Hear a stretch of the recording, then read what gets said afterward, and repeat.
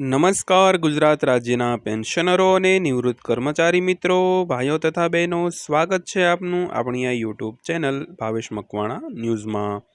તો મિત્રો, સૌથી પહેલાં બધાને જય શ્રી કૃષ્ણ, જય માતાજી, હર હર મહાદેવ।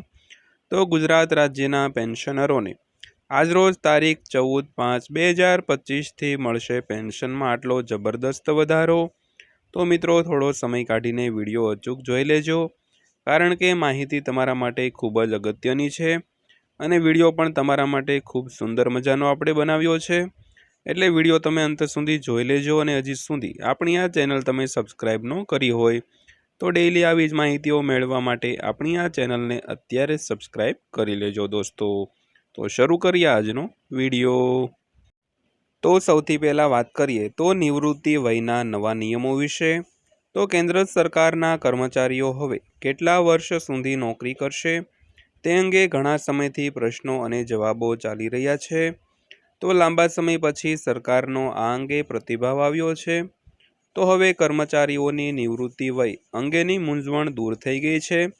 તો નિવૃત્તિ વય અંગે સરકારનો શું પ્રતિભાવ છે તે આ સમાચારમાં આપણે વિડીયોમાં વિગતવાર જોવાના છીએ મિત્રો। તો ત્યારબાદ વાત કરીએ તો કેન્દ્રીય કર્મચારીઓની નિવૃત્તિ વય અંગે વારંવાર પ્રશ્નો ઊભા થયા છે। તો આ ચર્ચાઓ કર્મચારીઓમાં સામાન્ય છે, કારણ કે કેટલાક કર્મચારીઓ વહેલા નિવૃત્તિ ઈચ્છે છે તો જ્યારે કેટલાક મોડા નિવૃત્તિ ઈચ્છે છે। આવી સ્થિતિમાં સરકારે હવે આ પ્રશ્નોના જવાબ આપીને પોતાનું વલણ સ્પષ્ટ કર્યું છે। તો કેન્દ્ર સરકારના કર્મચારીઓની નિવૃત્તિ વય અને નિવૃત્તિ સંબંધિત ઘણા અન્ય નિયમો સરકારે લાગુ પણ કર્યા છે મિત્રો। તો ત્યારબાદ વાત કરીએ તો જો તમે વહેલા નિવૃત્તિ ઈચ્છતા હો તો આ નિયમ છે। તો સરકારે વહેલા નિવૃત્તિ અંગે લેખિત જવાબ આપ્યો છે। જો કોઈ કર્મચારી અકાળ નિવૃત્તિ લેવા માગે છે તો તેની પાસે અગાઉના નિયમો મુજબ વિકલ્પ છે। આ માટે કેટલાક માપદંડ નક્કી કરવામાં આવ્યા છે દોસ્તો। તો આના પાલનમાં કર્મચારી સેન્ટ્રલ સિવિલ સર્વિસીસ એટલે કે CCS પેન્શન રૂલ્સ 2021 અને ઓલ ઇન્ડિયા સર્વિસીસ રૂલ્સ 1958 હેઠળ અકાળ નિવૃત્તિ લઈ શકે છે। તો તમને જણાવી દઈએ કે સામાન્ય રીતે કર્મચારી 58 વર્ષની ઉંમરે નિવૃત્ત થાય છે, પરંતુ કેટલાક વિભાગો, પોસ્ટ અને કેન્દ્ર રાજ્ય સરકારોને કારણે ઉંમરમાં થોડો તફાવત હોય છે મિત્રો।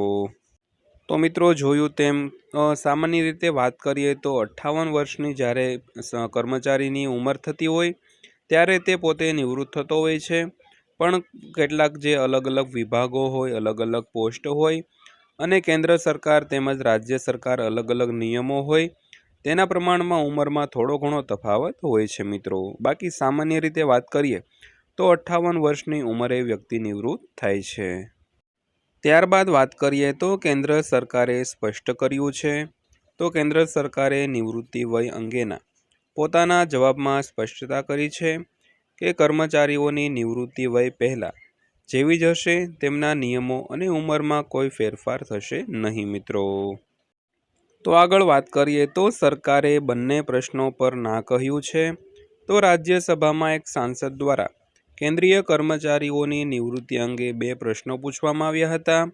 એક વાત એ છે કે શું સરકાર વહેલી નિવૃત્તિ વિશે વિચારી રહી છે, અને બીજો પ્રશ્ન એ હતો કે જો કોઈ વ્યક્તિ મોડી નિવૃત્તિ લેવા માંગે છે તો સરકાર શું યોજના બનાવી રહી છે। તો કેન્દ્રીય મંત્રીએ આ બંને પ્રશ્નોના નકારાત્મક જવાબ આપ્યા હતા મિત્રો। ત્યારબાદ જોઈએ તો સરકારે આ જવાબ આપ્યો છે। તો સરકાર કેન્દ્ર સરકારના કર્મચારીઓની નિવૃત્તિ વયમાં કોઈ ફેરફાર કરવા જઈ રહી નથી। આ જવાબ સરકાર વતી કેન્દ્રીય મંત્રીએ આપ્યો છે। તો નિવૃત્તિ નિયમોમાં કોઈ સુગમતા રહેશે નહીં, એટલે કે પહેલાંના નિયમો લાગુ રહેશે। તો હાલમાં નિવૃત્તિ અંગે પોસ્ટ, વિભાગો અને રાજ્ય અને કેન્દ્ર સરકારના નિયમો થોડા અલગ છે મિત્રો।